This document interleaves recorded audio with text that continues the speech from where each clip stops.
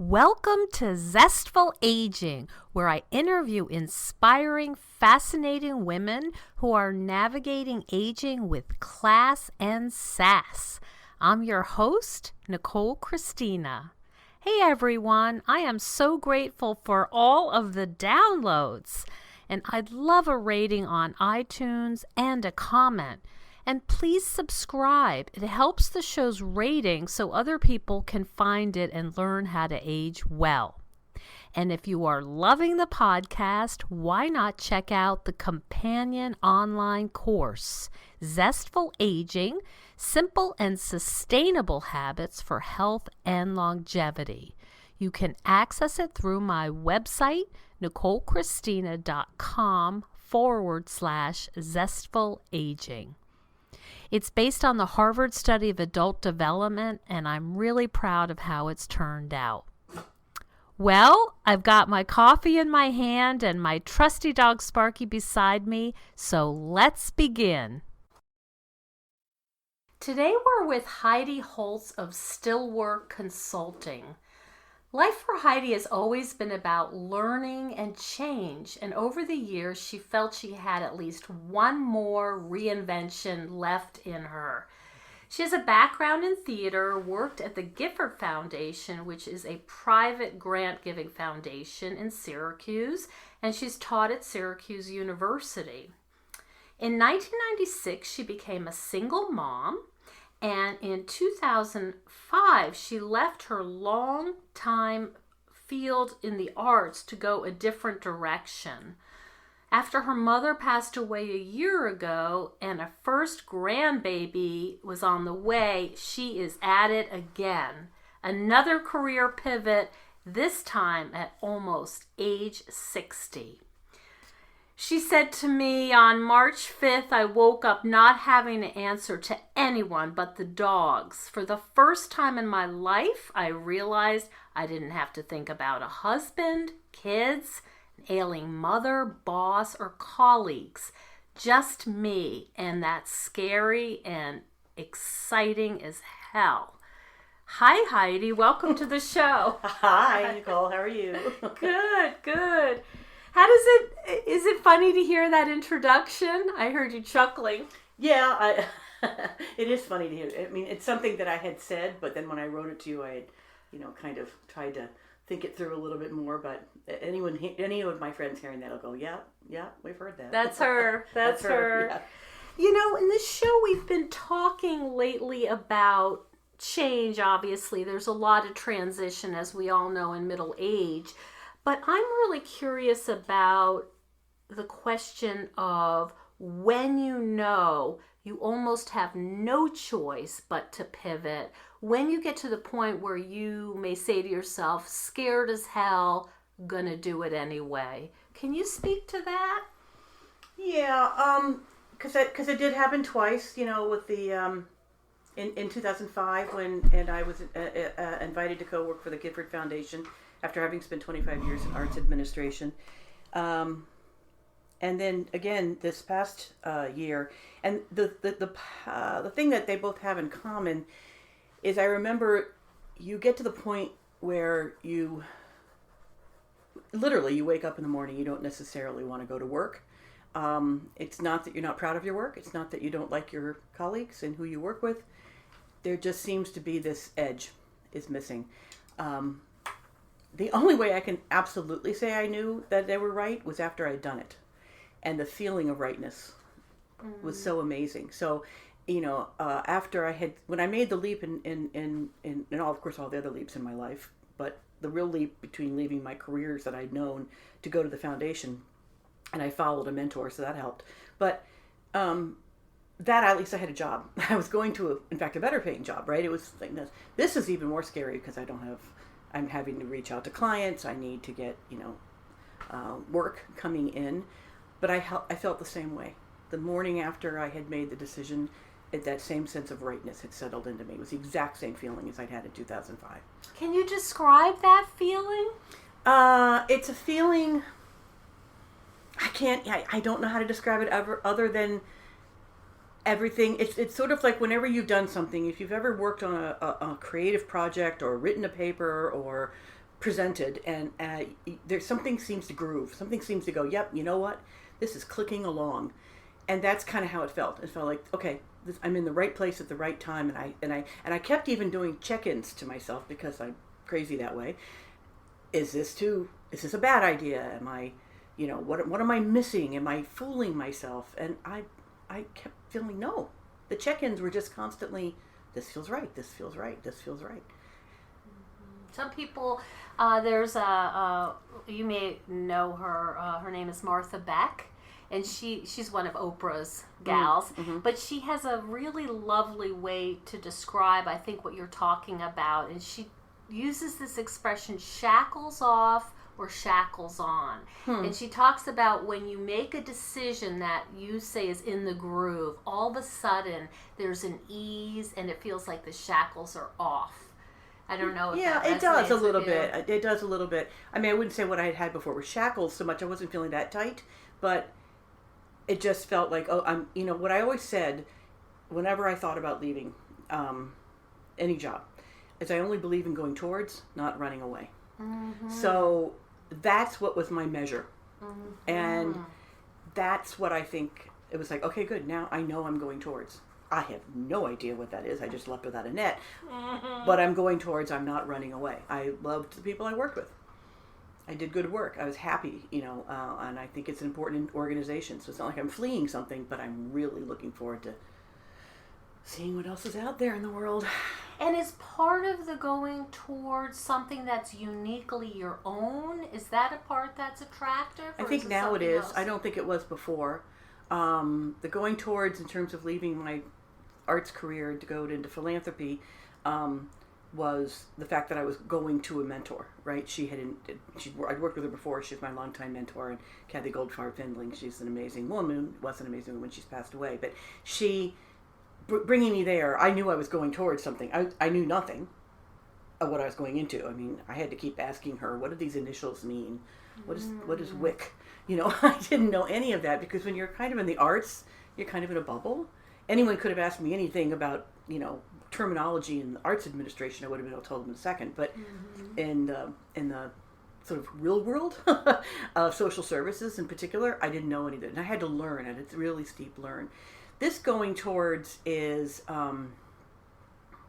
it's a little bit more of a, I know what I'm going towards is a big risk. And it's about, I realize as I've done it, opening myself up to possibilities to never, so I've been saying no to some things because I know they're not right for me. That's something that I would not have been able to do when I was younger. I would have just probably said, yes, I have to take it. Saying yes to things that, or at least, I'll try it, or maybe, that are areas I had not really thought about before. I've done a lot of listening to people and hearing a lot of very cool ideas. You're kind of, I have so many questions because there's so much good stuff here, but what that makes me think, and you mentioned that, I would not have been able to do this as a younger woman. I would have not been as discerning. I would have just said, yes, that sounds good. I'm going to take that. At some point, that makes me think you would have had to develop some trust in yourself. Oh, I'm still trying to do that, but yeah. Oh yeah, absolutely. I remember when I was younger one time being at I was asked to sit on a panel and in New Jersey, and I remember giving my opinion and being hesitant to give my opinion because there were a lot of people around the table that I thought were much wiser than I was. And then giving my opinion and then looking around the table and everyone, yeah, you're right. And that feeling is the feeling I think I've tried to recapture in my life without overthinking it, right? I want to find that feeling that I know I'm right. I don't need other people's affirmation. I'm going to give this a shot. And I've made mistakes, right? And I believe very much in kind of assessing what, I kind of assess every interaction and say, how could I have done that better? What did I do right? My biggest problems with everybody is when to shake off when you've screwed up and say, that was a dumb idea. Mm-hmm. So that's sort of been, my biggest struggle has been knowing when things feel right and not second guessing and just saying, okay, you know what? If they're not right, it's not the end of the world. One of the biggest things that was very helpful to me when I left the theater and went to work for the foundation is Kathy Goldfarb-Finley said to me, if we don't do our job, no one dies. And for her point of view was, if you have to go take care of a family member, if something has to change, we have to be flexible, we have to be nimble, or we're not doing our work. And that's a lesson I've taken a lot into my life, that I have to be flexible, I have to be nimble, and I have to start trusting myself. I have said yes to things and regretted it, and in the past I would have just gone and done them, and probably pissed at myself the entire time. Mm-hmm. But now I go and I do them. I may not do them. I may call up and say, you know what, I've just changed my mind. I'm not doing them anymore. And then I go, oh my God, I can't believe I just said that. Mm-hmm. So there's risk. Yeah. How do you deal with that? And so tell me a little bit about Still Work Consulting and what it is that you're creating. Well, I mean, in simplest terms, it's a consultant group, obviously. I have worked. The big constant between the 25 years in arts management and the 13 years at the Gifford Foundation has been working with nonprofits. For the first 25 years, I was working for nonprofits seeking money in the traditional sense, doing arts programming. In the past 13 years working at Gifford, it was giving money.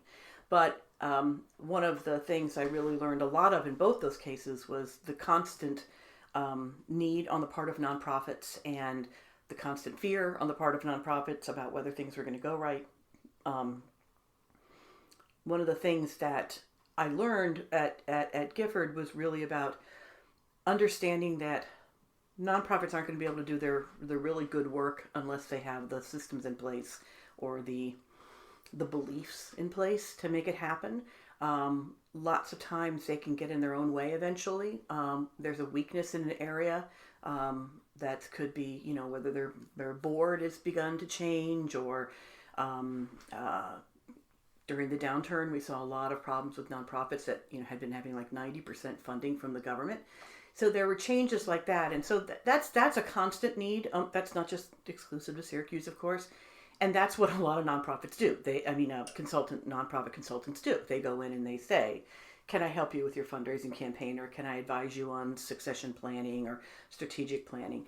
What I have had to try to do is find what is my niche in all of this. And I'm still don't quite know 100% what it is. I know that I'm very good at, kind of looking at the big picture and all the various moving parts. In particular, listening to things around Syracuse, I'm particularly interested in helping with board developments. I've become more and more convinced over the years that boards are the key to keeping a nonprofit functioning. And healthy board relations is really important. On a more regional and national basis, I've been doing talking to people a little bit also about how to convene and facilitate people around difficult subject matters, which is something I really enjoy doing. I've been a trained facilitator. Really? Yeah. The therapist in me lights I know. I was like, whoa, you just really leaned forward on that one. It sounds like family therapy. It is not dissimilar. Tell me about that. Well, I I guess in the very late 2000s, 2008 or so, our executive director Kathy said, I think we need better facilitators in our town to help people have tricky conversations. Gifford is a very foundation that's always been willing to have those difficult conversations. Worked a lot in neighborhoods on the south side where you had to be willing to listen to all sorts of different opinions and trust the voices of the people who are most affected. And so she said, I think I'd like to get you trained as a facilitator, formal training. So I went off and did a formal week-long training, sort of more of a basic different things. But at that one, the trainer taught me about another program in creative problem solving. So I went to a creative problem solving institute, which was incredibly cool. And there I learned about another thing. So I'm trained in about 5 different methods. And all of them have, of course, obviously, they're all facilitating conversations. But, for example, the creative problem solving looks at a problem. How are we going to solve it, obviously, but how to use lots of different divergent ideas and bring them together. I'm trained in appreciative inquiry, which is a lovely. I love the name of it. Yeah, it's a lovely, lovely model that basically says, okay, well, tell me a story about when you were at your happiest. Tell me a story about when your organization was working at its best. Tell me a story when your board felt, the most important decision they made and it really worked well. And what made those conditions possible? Why were they good? What made that? And do more of that. Don't just go right to the problem. Look at it from an asset-based. We call it strength-based in the therapy of course. world. Strength-based. Yes. I've done all the strength finding stuff too. Oh my god! But yeah, so that is something that. So for an example, in traditional facilitation, traditional nonprofit management, there's and business too. There's something called the SWOT test. Have you heard of that? Mm-mm. It's a exercise you go through. I said nonprofit and businesses do it. Called strengths, weaknesses, opportunities, and threats. Oh. Well, I've always hated it because I thought that even the idea of having a conversation where words like threats were introduced felt really uncomfortable to me. And the kind of aha moment for me, which I found on my own, I didn't realize it was a part of appreciative inquiry, is replacing SWOT with SOAR, which is strengths, opportunities, aspirations, and results. So it doesn't ignore the opportunities, but it puts them in a slightly different place and doesn't look at everything as threats. It looks like, okay, what do we want to achieve? What's our goal? What's our dream? So anyway, those kind of different facilitations, I did a lot of those. All the training happened because of the foundation wanting to invest in me personally, which was really a wonderful gift. And then the foundation would send me out sometimes as a facilitator, and I would work with boards and I would work in things, and I used a lot of the techniques when I taught as well. So it is not unlike therapy at all. Wow. I have to tell you. So, you have to read a room. You have to figure out when someone's upset. Yes, a lot of body language and all that. Oh, yeah. So do you sometimes personally know some of the people on these boards and have, and you have to go in and be neutral? You do. And one of the things I remember that I realized that was a real moment for me is I was kind of saying to myself, why have suddenly finding facilitation has felt like such an aha moment. Why? It was like this, where has this been all my life type of moment. And I realized because there's a theatrical part of it. I come from a theatrical background, so you have to be able to stand in front of a room and command it and, make people want to feel like they're included. You have an audience, in other words, which I've never backed away from having an audience. But the other part of it was sort of figuring out that what you're doing is being in the moment. You have to be constantly reading the situation. That's true, but you can't let your mind wander. You can't be thinking, okay, at the end of this is what I'm going to do. You have to read every moment, and you have to learn how to shift. And so you're reading a situation, you get body language. You realize this exercise I'm having them go on, it is going nowhere. I need to change this. Or so the flexibility, being able to be nimble, that was really, really a lesson for me. And that's when I sort of felt, this is why I felt at my most alive when I do that. I don't want to only do facilitation in my career, but it is something that I want to bring into almost every single element of the work I can do. I'm also trying to be a little entrepreneurial. I'm trying to go into an area I've never really done except peripherally, which is working with, because of my work in the community, I have a good sense of the process by which you understand what the community needs and how you measure whether there have been successes or not. And I'd like to actually work with a lot of our businesses in starting in Syracuse, but elsewhere, to sort of say, have you looked at your community giving and engagement platform? What's working? Are you just buying tables? Do you go and volunteer, and is that successful? How do you really figure out what your employees' desires are about what they'd like to see support? And studies are showing, of course, that millennials and younger employees want to feel connected in a community, and they want to feel connected to nonprofit causes. They don't want to just say, "Oh, my company just bought a $2,500 table for this big gala." They would rather say, I really know what's going on at this this nonprofit that's serving, blind kids, or this program that's tutoring after school. I want to go volunteer there. I want to do this. So I feel like there's a real opportunity in our community to bring everyone together like that. And I think this is true elsewhere. I want to try to pilot it kind of in Syracuse. I'm sure there's other people doing this work, but I want to bring to bear that idea of it's not, there's always a power dynamic when you've got money and you seeking money, giving money, seeking money. And that was the really difficult lesson for me when I moved from the supplicant position to the giving position, and all of a sudden people are friendly to you that were never friendly to you before. So it's sort of like, oh, and you get people kind of pitching to you in the middle of the supermarket. But and, so what I want to do is say, look, to businesses, this is why you want to. Let's talk about why you want to do what you want to do. Is it marketing? Great. Is it just philanthropy? Great. Nonprofits, you need to understand what they need.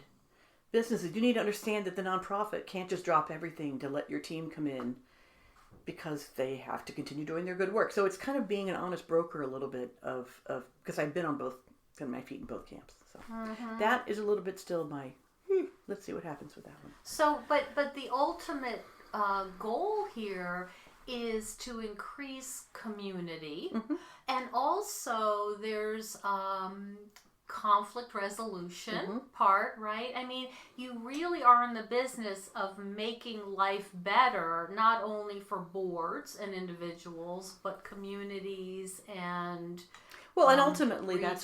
that's why people are in nonprofits because they want to make their community better. They want to fulfill a need. And they feel they have the best way to do it. People go on boards because they believe in that mission. I had a conversation with someone who was struggling, and it was a board president and executive director. And I had talked to one of them, and they were just infuriated. They couldn't even get past their fury. And I finally said to the board president, why are you doing what you do? And as we unpacked it, it was really, she came to the mission and the importance of this nonprofit. And I said, and if I were to talk to this executive director, what do you suppose she would say is why she does what she does? And the board president says the same thing. And I said, so you're on the same page. So that to me is to try to get people to understand that it's about the work. It's about the people being helped or entertained or served or fed or whatever. So if you don't, get past some of the ego, get past some of the freaking out about who's doing what when. How can we help you get past money concerns, and even maybe get past the, what, I tried, this project isn't going to work anymore. Or I've done this for 50 years and I need to retire, and how do I hand this off? There's just some really hard questions that I think people sometimes need to get back to the basics on, and that's what I'd like to. That's kind of really basically what capacity building is all about, which is a kind of somewhat of a buzz term, new shiny object, and Gifford's been doing it for over 10 years now, but it's really like helping everyone understand what they need to do the important work that they feel strongly about. What do they believe in? Wow, that's fascinating. There are so many overlaps, as you said, in family therapy. How do you keep yourself engaged, positive, encouraged when we live in a city that has some substantial social problems? And I thought what you were going to say is, how do you manage to stay positive and engaged when we live in a country that has so many? Well, you can tackle that age. After. Take it where you want to go. I think that our city has certainly major social problems. Again, because I tend to look at things from an asset-based, I would rather us have conversations about what the possibilities are rather than constantly focusing in on the problem. So, and I also believe that what we tend to do here is not always listen to the people most affected. One of the most profound moments to me was, Syracuse recently had that big study that showed there was a great deal of institutional racism in portions that were geographically based, place-based. And it was like poverty was suddenly, like people discovered we had poverty in Syracuse. Who knew, right? And I remember a friend of mine who came out of poverty, and she just said, people don't call themselves in poverty. They're having trouble getting by. Things are tough now. And it was a real moment to me to realize that we spend a whole lot of time, not actually talking to the people most involved and saying, what would you do to try to solve it? So for me, it's an opportunity in our community to say, what are we doing? What has happened that's done right? And how do we fix the things? What do we see as the opportunities or problems that we can get past in order to continue doing some of the things that seem right? And it doesn't mean putting, all the great big huge department stores back downtown again. That's just not going to happen, right? Mm-hmm. And but it might mean, okay, how do we take opportunities and look for changing up our transportation system? How do we look at ways that a community itself helps solve its own problems, rather than someone saying, "I know best what's for it." Mm-hmm. What does the community think they can do to shovel sidewalks, or I could see that as being a problem with a high-profile school like at Syracuse University. They do a lot of, obviously, government, civic stuff, and I can imagine that there's some ivory tower kind of phenomenon going on. The the problem that I've seen with universities, and it's not just Syracuse, is a knowledge that sees, I think, too often community members as data or subjects of study, and not necessarily understanding, again, to honor the knowledge that's present there. It could be, we met with someone from the university who wanted to do some research at one point. This is about 10 years ago, and they were talking about the churches, and they wanted to go, which is a great idea.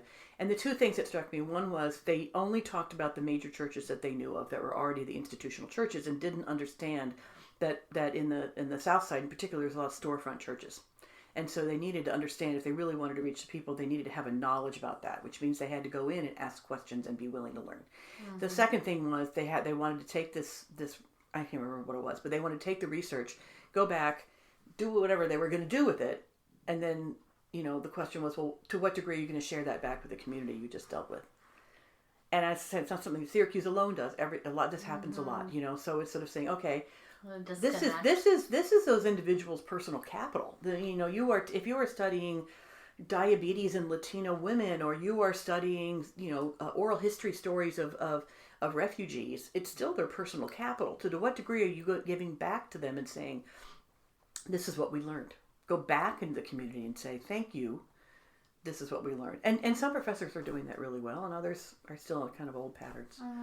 That's really interesting. That's, again, my personal point of view, but yeah. Yeah. So, hello, Zestful Agers. A short intermission to thank you for the incredible amount of downloads. I love creating this podcast, and it's so satisfying to know that you are enjoying it too.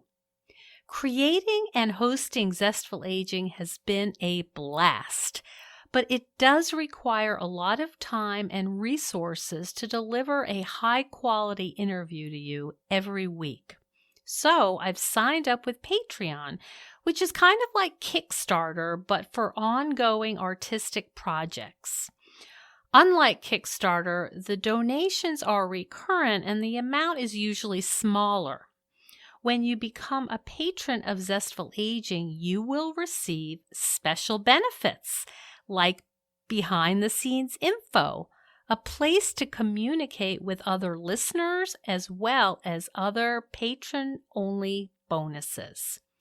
These funds will be used to make equipment upgrades, particularly for mobile interviewing, and to travel to interview guests, like to New York City to interview participants in the Diversity Fashion Show. I also need to hire a professional editor. So please go to patreon.com/Zestful Aging and make a small but vital donation. Thank you for contributing to the ongoing success of Zestful Aging, and I can't wait to bring you more juicy, inspiring interviews. Now back to the show. I'm curious. You have this all of this kind of training with conflict resolution and strengths-based. Have you noticed yourself using it in your own personal life? Yeah. I mean, what was a situation? It might actually have been at work, but it was more of a social thing at work, and I did something, and my boss said, "Did you just facilitate me?" And I went, "Yeah, kinda." So yes, I do. It's been, I use it a lot. I've used it a lot with my kids. My son is thinking of making a change, and he, I said he didn't know which direction to go in, and I just did a little appreciative inquiry, and I said, "So tell me, when in your grad school right now have you been at your happiest? What was it, the absolute happiest moment? Besides meeting your girlfriend, what was the happiest moment academically?" And his answer really helped me say to him, "Well, it sounds to me like this has got to be your next step." Mm-hmm. I did that to a friend of mine right after I did the appreciative inquiry, and she said to her husband, I heard from her husband, she goes, "Heidi just did something magical." And I said, "It's not magical, but it's changing the way you think. It's just changing the way you think." It makes me think that kind of training could be so helpful with school children. Mm-hmm. Although, I don't know, that's an interesting thought. I haven't really thought about that. Sort of along I with think some certainly at the high school level, it would absolutely be incredibly valuable. I think that, for a lot of kids, there's a need for a security that someone else is taking care of things, and I think run a little bit of risk of a lot of kids being pushed into more independence than they really should have, that they are looking for more, guidance. Mm-hmm. More of a, everything's going to be fine. Even though inside, how we all as parents have said that, inside you're going, "Oh my God." But you say to your kid, "It's going to work out. Everything's fine." Yeah. Well, I found I did that often enough that sometimes I began to believe it. Yeah. And that was really helpful for me. So I think there's a certain amount of, you don't want to unpack too much in that respect. But I do think certainly as kids start to get older, to start to say, I mean, the first thing when I just said that, I had this memory of my mother and father saying to me, smile more. And I was thinking, I really don't want to smile. I hate my life right now. I hate you. I hate the sun. I hate trees. I hate my dog. I hate everything, Yeah. And I think that you run the risk of denying people's emotions and feelings in the moment by saying, "Oh, always look to the positive." That's not what this is meant to be. Mm-hmm. There's a TED Talk. Have you seen this about the problem with positivity? No. You might like that sort of the idea of it's sort of the politically correct thing to be, and it denies what it's really like to be human. Right, and that's what I think gets missed a lot with things like, asset-based thinking or strengths-based thinking or appreciative inquiry, is this feel, you're looking at it from Pollyanna. You're looking at it as everything's good. It's not. It's sort of saying, like, things are really crappy right now. But at some point, something, somewhere, might have been good. So how we figure out how to do more of that and less of this bad behavior that is getting us all unhappy about something. It's one of the reasons, like, to sort of wear a political hat, that, as our country had the election and everyone was kind of shocked and stunned and like, where are we going in this direction? And even people who weren't necessarily political are a little bit stunned and shocked and wondering what's going on. And for me, it's a little bit more of, okay, well, when was what can be, not what can be the positive that just comes out of it, but, when has our country been at its most vibrant? Well, our country's been at its most vibrant when there's an engaged democracy and an engaged, community and population. Well, frankly, all these things that have been happening have created engaged community. Okay, that's good. Let's do more engagement. Those kids in Parkland are, to me, like the greatest gift we've ever had, because they're teaching us again, you get up there and you say it, you do it. Mm-hmm. No one's going to sit down with them and say, that's, well, I'm sure there are. That's never going to work. Yeah, I think that. And that's the problem when you go back to the Syracuse question. The biggest thing I see changing in Syracuse, which I love, is when I first started, and I said I'd been in Syracuse for, 15 years or so by the time I went to work, but 20 years when I went to work for Gifford. 15, 20 years. but I had only really got to know Syracuse because I knew the arts community extraordinarily well, but I didn't really know the Syracuse economic development, community development world as much. And if I had $1 for every time people said to me, "Oh, we tried that once, it didn't work," and it drove me wild, And I have to be honest, I haven't heard that as much. That's my sense of hope for our community. Oh, wow. I don't hear as many people saying we tried that once. I hear more of a, let's try it, or who knows, or I know somebody who might help you know somebody who might know somebody else. More hopeful. I feel more hopeful, to be honest. I really do. I think there's a lot of possibilities. And I think it's true of, the cities. Every time I go to conferences and people talk about what's going on in their community, I'm like, yep, same in Syracuse. Yeah. Exactly the same. Syracuse has always been this funny place where it's like, we are, nothing will ever work here. Nothing will ever, things we tried. People hate it. People are going to leave. The weather, blah, blah, blah, blah, blah, blah. And then you try to say to them, well, have you thought of this? And they go, no, we're kind of special. Oh. No, we're very special here. We wouldn't, don't. So it's this kind of weird tugging back and forth. Interesting. So you're expecting a grandchild? Yeah, in June, yep. Uh-huh. What's the first that? one. What's that like? It's been fascinating.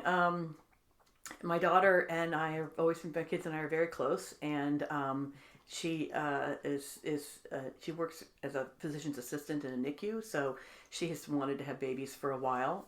So I knew that this is something she's been wanting very much. She's about to turn 30, and she was like, well, you're going to come out. Now you're not working.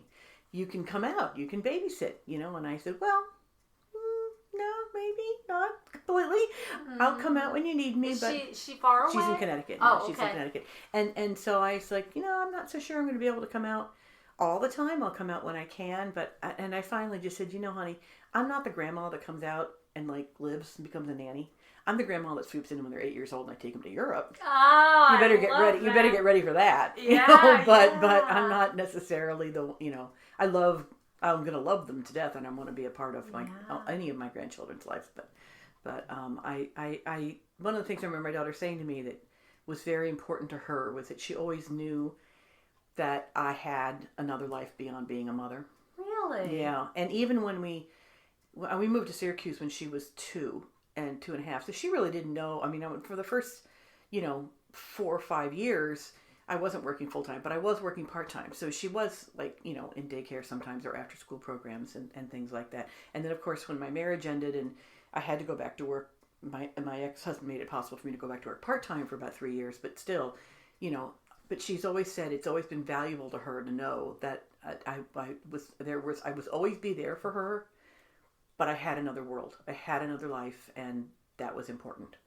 So for both my kids, they have common in the fact that they really respected the fact that I worked and I was able to juggle and be home when I needed to be home and work in family-friendly environments, Syracuse Stage and Gifford are both very family-friendly environments. So they know. Is she an artistic kid?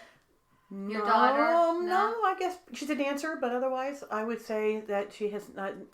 Both of my kids did a lot of theater. Yeah. Because they were dragged to theater all the time. My son is getting his master's in divinity and is not sure if he's going to be a pastor or preacher or not, but is mostly interested in social justice issues. He wants to sort of see the intersection between faith and social justice. Where is he? He's in Atlanta at McAfee Theological Seminary at Mercer University.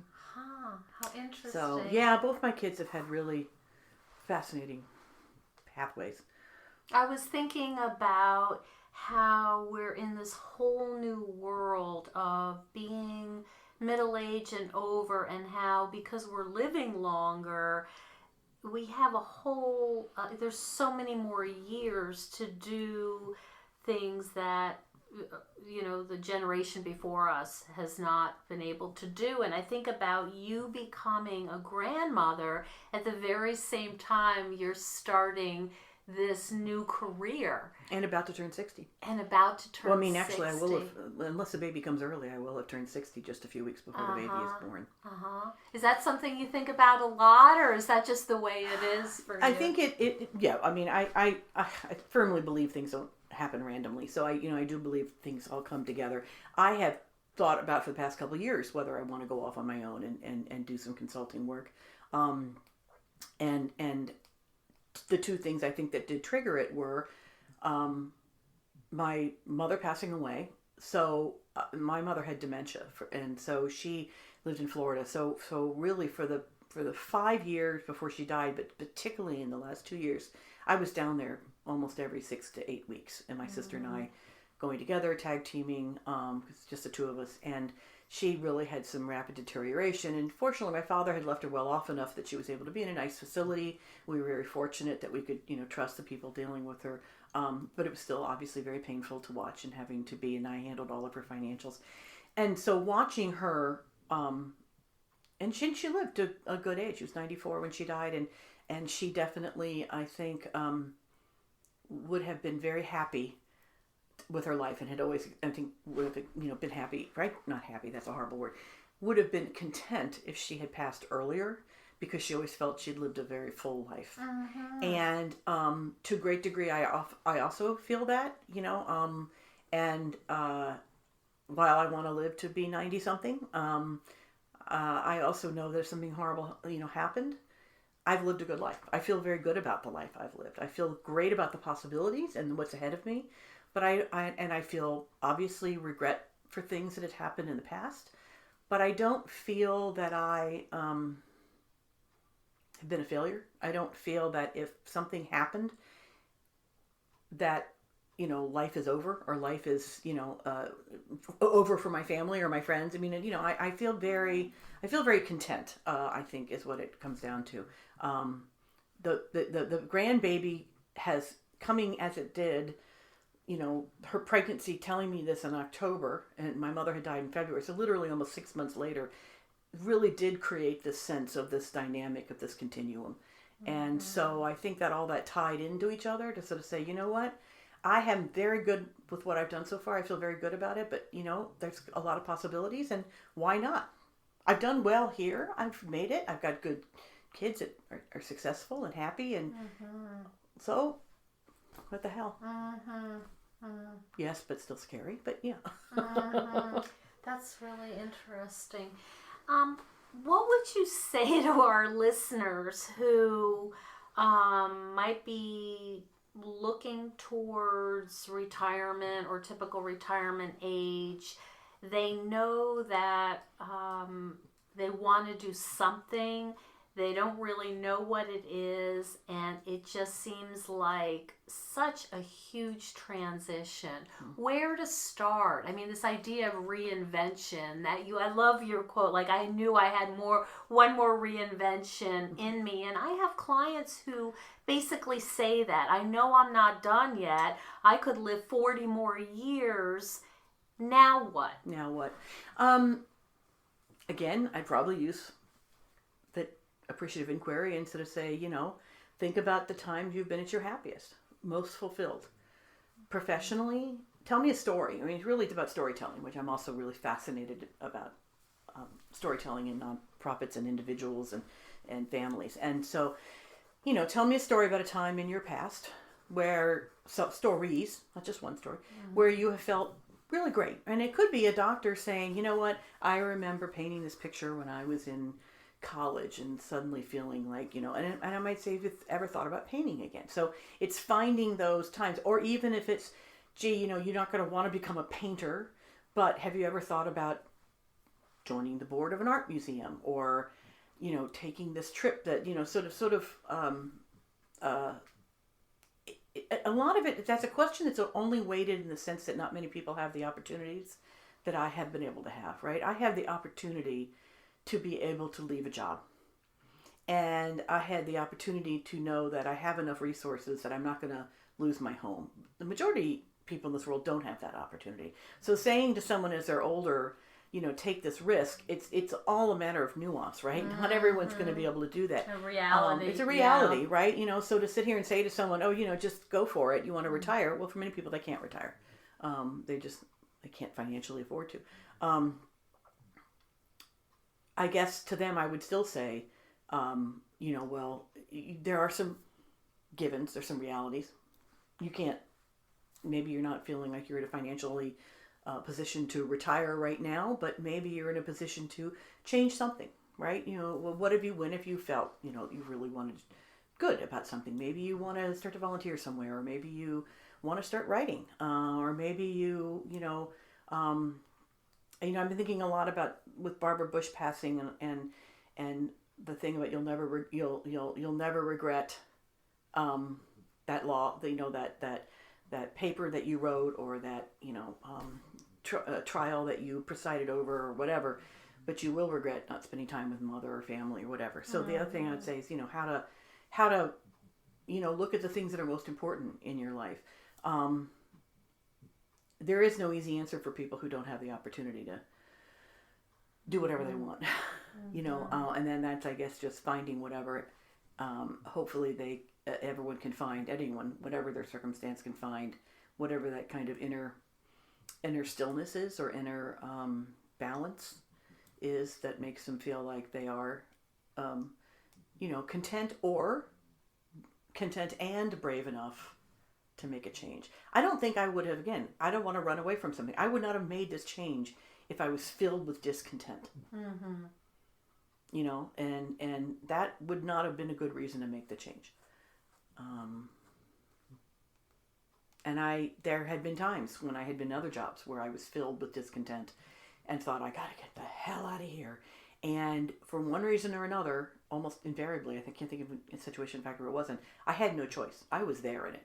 So do I make lemonade out of the lemons? Mm-hmm. Do I try to make this work in a way, I'll try this, I try that. And then only after I've tried everything would be like, oh, you know what, this is great. The lemons are rotten. The lemons are rotten, and as we used to say, the whole saying for in the nonprofit field, and particularly around foundations, was don't give me the fish, teach me how to fish. Mm-hmm. And one of the things that we used to say is, but sometimes people just won't pick up the damn rod.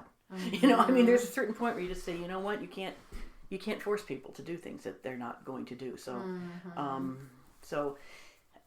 What I would say to somebody, I guess, is just try to figure out, even if it's a tiny, small thing, what makes you the happiest, and not from a position of I should, but I want. Mm-hmm. And I'm not very good at following that myself. I still do the, I really should go to the gym, or I really should do this, or whatever. And what do I want to do? What I want to do is sit on my deck with my dogs, or I want to have coffee with a friend, or I want to go to this conference, or I want to, do this or that. Going towards. Yeah.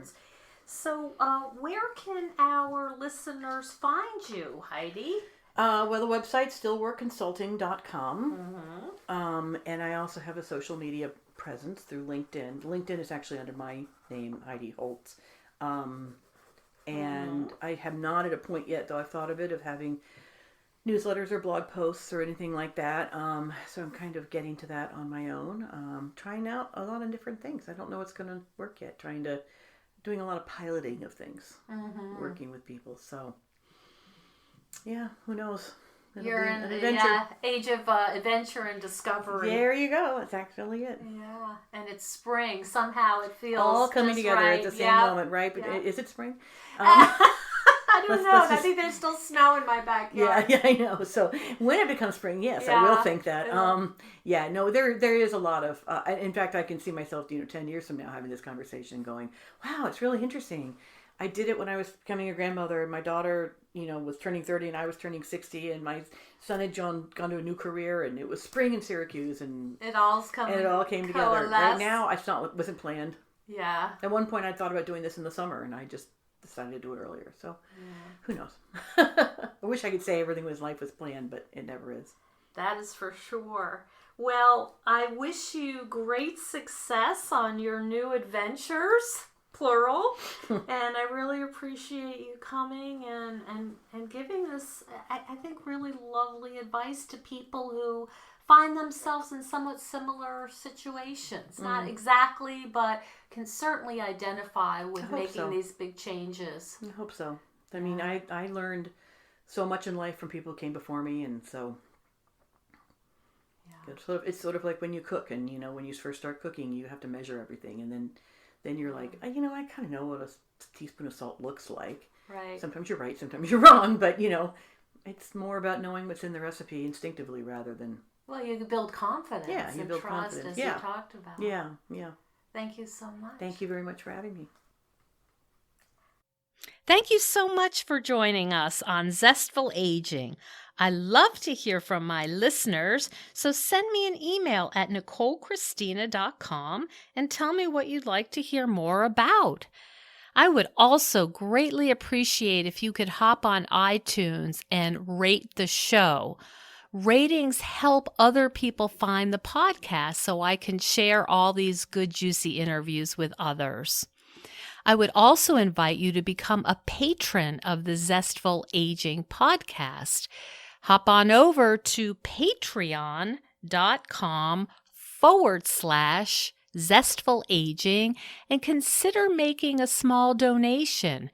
You will be eligible for insider-only goodies and behind-the-scenes information, and it'll help you feel good knowing that you're contributing to the Zestful Aging podcast. I'll look forward to sharing more juicy interviews next week on Zestful Aging.